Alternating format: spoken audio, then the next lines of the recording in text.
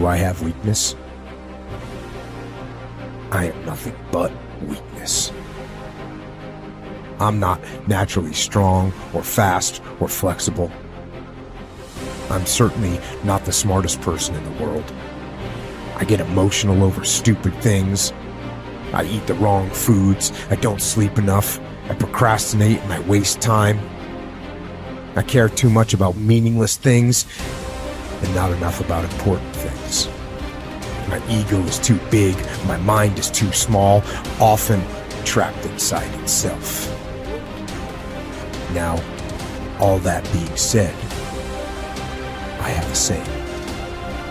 A person's strength is often their biggest weakness, but their weaknesses can become strengths. Success, guys, a very, very lonely road, man. Along that road, you're not going to see too many friends. You see your shadow most often. You got to trust in the heart of hearts. Inside what you're doing, what you believe in is a worthy cause, a winnable fight. I wish I could tell you you're tired, go take a break. I wish I could tell you tired, rest for a year. I wish I could tell you that it's gonna get easier. I wish I could tell you it's gonna get easier. I wish I could tell you that if you just keep going, it's gonna get lighter. I dare you to take a stand today to say no more. I will no longer accept this for my life. I dare you to take action today. I dare you to write your goals down and get someone to hold you accountable. I dare you to hold yourself accountable. I dare you to give up everything that is keeping you from your dream, to say no to all the negative influences. I dare you to pick up a book instead of a drink. I dare you to work harder than you think you did yesterday. I dare you to prove them wrong. I dare you to prove yourself right. I dare you to stand up as a man or as a strong woman, as whoever you are, and declare that you are going to claim a bigger and better life for yourself. When you get to the point where enough is enough, when you get to the point where it hurt real bad, when you get to the point when it's over, when they're tired, when they're frustrated, when they're ready to give up, when they spent their last dime, that's when they get started. But what you cannot do is you cannot quit during the process. You cannot give up because it ain't what you see. You cannot give up. Pain is there to make you better. Without struggle, there can be no victory. And let me tell you, when you've been through pain, when you've fought for where you are, you ain't gonna let anyone take away what you got. When you've earned it and paid your dues and suffered and failed, been hurt and been down, and you get back up, when pain and struggle comes to face you again, you look it in the face and stand it down. Because you've been through too much. You're too strong now. Everything that has happened to you up until this point has made you who you are. And it will continue to mold you into who you will be. How do you overcome the suffering of life? Be a better person. That's how you do it. Well, that's hard. It takes responsibility. And I think, if you said to someone, you want to have a meaningful life? Everything you do matters. That's the definition of a meaningful life. But everything you do matters. You're going to have to carry that with you. Or do you want to just forget about the whole meaning thing and then you don't have any responsibility because who the hell cares? And you can wander through life doing whatever you want, gratifying impulsive desires for how useful that's going to be. And you're stuck in meaninglessness, but you don't have any responsibility. Which one do you want? Well, ask yourself, which one are you pursuing? And you'll find very rapidly that it isn't the majority of your soul that's pursuing the whole meaning thing, because, well, look what you have to do that. You have to take on the fact that life is suffering. You have to put yourself together in the face of that. It starts with yourself, man. You got to start diving into those things that you're afraid of. You don't gain confidence by going to the spot that makes you feel good. It's going to be a false reality. And the second life gives you that challenge, all you want to do is go back to what made you confidence or what gave you confidence. Is that happy spot? No. What gives you confidence, what gave me confidence, was spending years at a kitchen table trying to learn how to read and write on my own. Realizing I can't learn the way you learn. I can't. But I can learn. What gives you confidence, not being afraid It's overcoming the fear. I used to stutter severely bad. So right now, I don't know how many people are going to watch this. You know what gives me confidence? Is knowing I no longer care if I sit here and start stuttering again. That's what gives me confidence, is facing these things, overcoming them.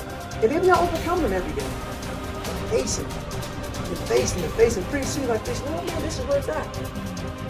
It's not in that comfort zone. It's in the discomfort zone is where my confidence is getting built. That's where it's getting built. But people want they want an easier answer. There has to be an easier way. It's not. I'm sorry. I searched for it my entire life. I did. I lied. I did everything. And I still felt empty. I walk around with a backpack with all my stuff and no car. And I walk around happiest person in the world. Have nothing. Happy as hell. It's because I found out the whole key to life. It's not in all that.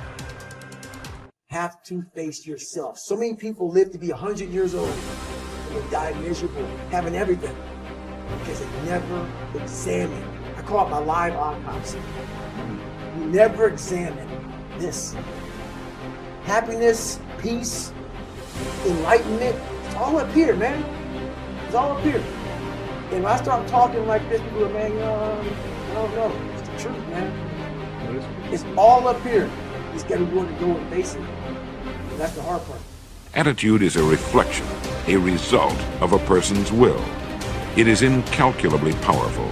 It can bring about marvelous results for us, but we need to train it patiently, day by day.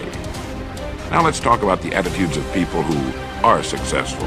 The top 5% of the people who go sailing through life from one success to another and who, even when they fail at something, shrug it off and head right out again. No matter who the person is or what he does, men and women in sales, business executives, people in all the professions, wives and mothers, students, top people in the armed forces, public servants, men and women in the service of religion, working men and women in all fields of endeavor. Wherever you find a person doing an outstanding job and getting outstanding results, you will find a person with the right kind of attitude. These people take the attitude toward themselves that they can accomplish what they set out to accomplish, that there's no good reason on earth why they can't be competent, successful. They have a healthy attitude toward themselves and, as a result, toward life and the things they want to accomplish. And because of this, they achieve some remarkable things, and they come to be called successful, outstanding, brilliant, lucky, and a lot of other things. They're quite frequently no more brilliant or outstanding than the majority of the people by whom they're surrounded. But they did develop the right attitude, and they found their accomplishments not too difficult, and many times surprisingly easy, simply because it seems that so few are really trying, really believe in themselves. Successful people come in all shapes and sizes and in widely varying degrees of intelligence, background, and so on. But they all have one thing in common. They expect more good out of life than bad. They expect to succeed more than they fail. If you want something worthwhile, take the attitude that there are a lot more reasons why you can have it than there are that you cannot, and set out to earn it. Go after it, work at it, ask for it, and 9 times out of 10, you'll get it. Our environment is really a mirror of our mental attitude. If we don't like our environment, we have to change our attitude first. Your ability and willingness to discipline yourself to accept personal responsibility for your life are essential to happiness, health, success, achievement, and personal leadership. Accepting responsibility is one of the hardest of all disciplines, but without it, no success is possible. The failure to accept responsibility and the attempt to foist responsibility for things in your life that make you unhappy onto other people, institutions, and situations completely distort cause and effect, undermine your character, weaken your resolve, and diminish your humanity. They lead to making endless excuses. There is a direct relationship between the acceptance of responsibility and the amount of personal control you feel you have over your life.